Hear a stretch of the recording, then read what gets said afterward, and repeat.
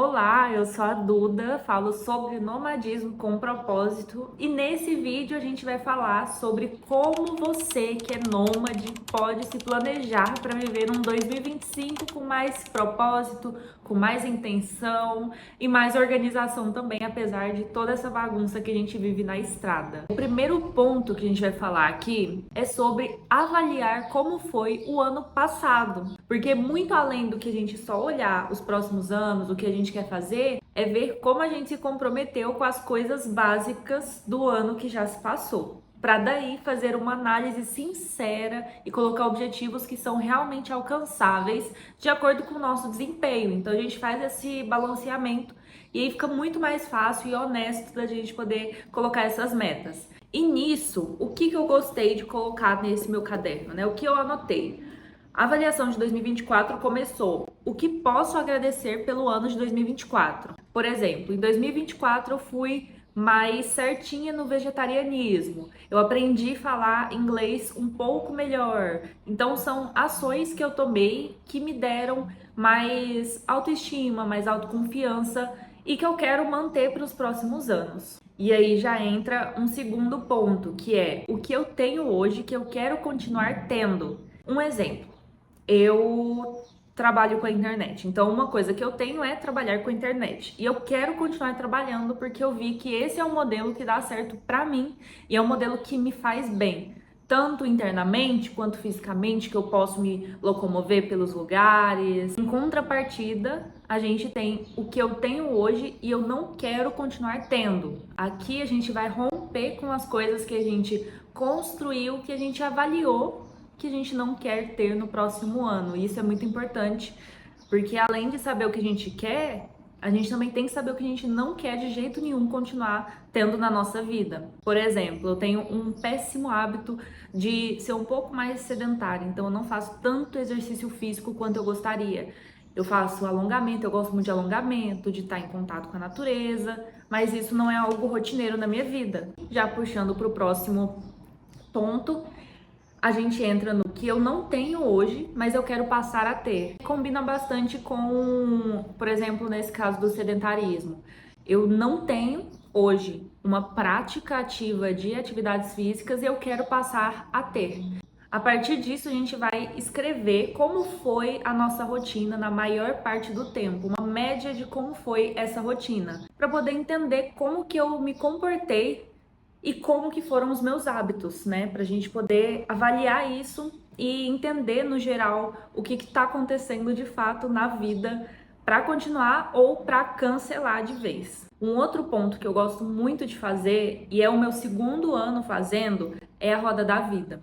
A roda da vida nada mais é do que a gente enumerar, dar notas, basicamente, para áreas da nossa vida. Eu vou colocar também aqui abaixo o link para vocês fazerem, é super prático. Você pode ou imprimir e fazer colorindo, ou pode fazer direto na internet. Eu fiz na internet e comparei com o ano passado, e aí eu percebi que muitas áreas eu mantive o nível e outras eu evoluí, melhorei, me aprofundei mais.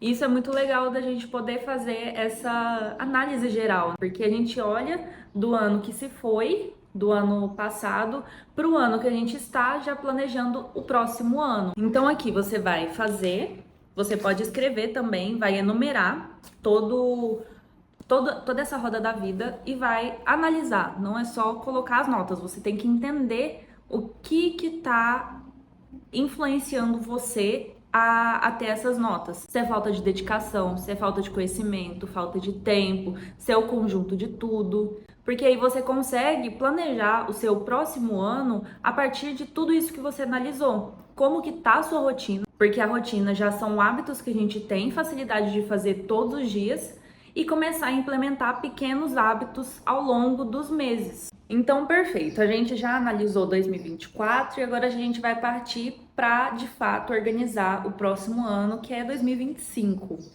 E aí a gente entra na nossa visão, na nossa meta geral, assim, a master suprema que a gente vai ter do ano de 2025, do próximo ano, se você estiver vendo esse vídeo em um outro momento.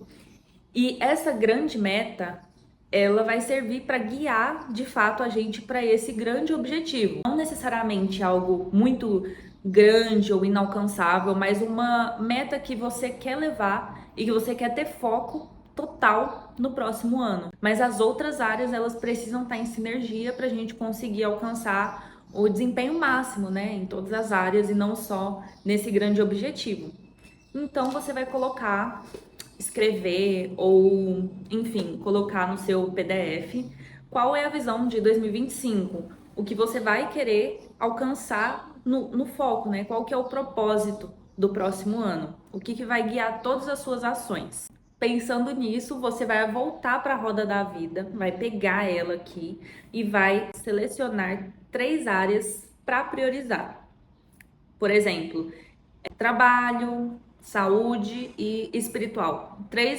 As 3 áreas principais que você quer priorizar, que estão em sinergia com esse propósito central do seu próximo ano. E aí, a partir disso, que você vai conseguir criar suas metas também, as suas mini metas para você conseguir atingir o seu grande objetivo sem anular as outras áreas da sua vida. Tendo a grande meta em vista e o caminho que você vai precisar percorrer para poder alcançar essa meta alinhado com as outras áreas da vida, você vai abrir um Trello que seja, um Notion e vai começar a organizar isso.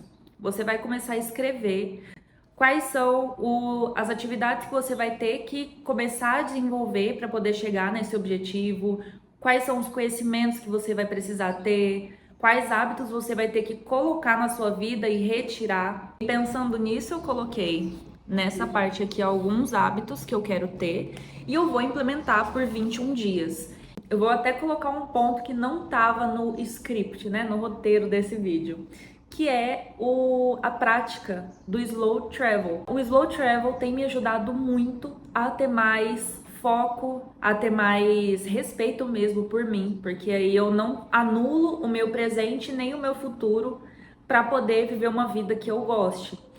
E no começo, quando eu comecei a viver esse estilo de nômade, eu vivia muito o presente e acabei deixando de lado, por exemplo, psicóloga. Isso foi o meu maior erro real, assim, porque eu não tinha suporte psicológico para poder lidar com tudo aquilo. Eu deixei também o suporte financeiro. Eu pago uma empresa para poder me dar todo esse suporte, só que eu não fui utilizar. Eu estava pagando por algo que eu nem estava utilizando.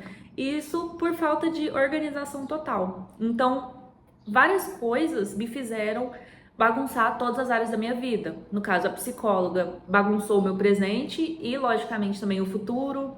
O financeiro, eu deixei para lá a parte de reserva de emergência. Eu tinha, só que eu estava retirando mais do que colocando.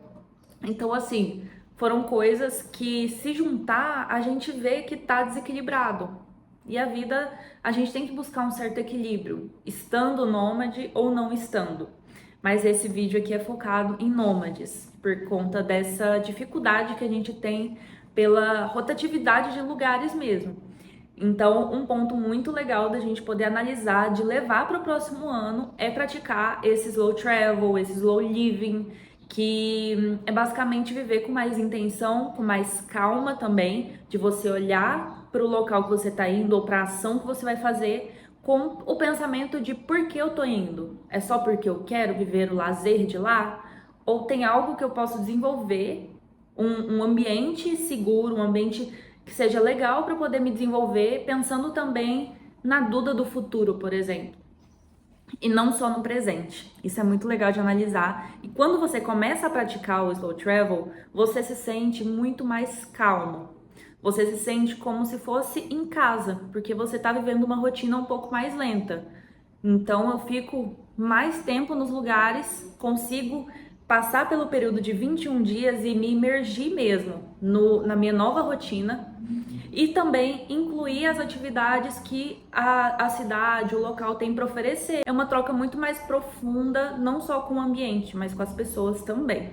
A partir disso, eu listei os hábitos que eu quero começar a desenvolver e que eu vou focar por 21 dias. Não vão ter vários hábitos lotados lá em janeiro. Eu vou começar gradualmente até incluir isso na minha rotina mesmo e ser algo que faz parte de mim e também que é algo que me dá prazer de fazer. Por exemplo, se eu colocar, vou fazer academia todos os dias, eu não vou fazer, eu não gosto de academia. Mas se eu colocar e tentar fazer yoga, talvez eu vá gostar. Ou colocar uma caminhada, alguma coisa do tipo que tenha natureza, eu vou me sentir melhor e eu vou ficar mais estimulada a fazer. Tudo tem que ter a ver com quem a gente é, não só com os hábitos que a gente almeja ter. Mas voltando, as atividades que a gente colocou aqui para fazer durante 21 dias, a gente vai organizar lá na frente, mas também é muito importante colocar o que você já faz. Por exemplo, eu faço italiano naquele Duolingo, aí eu faço todos os dias pelo menos 5 minutos, que seja. Então, isso já é um hábito diário, já é uma coisa que eu tenho certo domínio de fazer, eu entendo por que eu tô fazendo isso e eu sei como que isso vai me ajudar. Então, eu já faço italiano, tenho um hábito de leitura a cada 2 meses ler pelo menos um livro, só que eu quero aumentar isso. Então, como que eu posso ir aumentando gradualmente? Aí a gente vai incluindo esses novos hábitos junto com os hábitos que a gente já faz. Porque o que a gente já faz, a gente já entende o porquê e a gente já tá, de certa forma, mais habituado. Então, a parte mais difícil seria incluir um novo hábito. A gente vai pegar aqueles hábitos que a gente vai colocar em 21 dias e vai de certa forma, organizar eles baseado nesse grande objetivo, a gente vai ter o foco. Quanto mais você focar em um objetivo específico e em áreas da sua vida, você vai conseguir ter mais esse propósito no seu nomadismo também e vai conseguir conquistar as coisas e não só viver elas. Além de colocar as outras áreas que você vai focar, por exemplo, amor, trabalho, saúde, você tem que colocar de toda forma o plano financeiro de como que você vai melhorar a sua renda, porque senão acaba que a gente fica sem querer estagnado, né? Porque o financeiro ele ajuda muito a você conseguir dormir melhor, a você poder não ficar preso em um lugar que você não queira.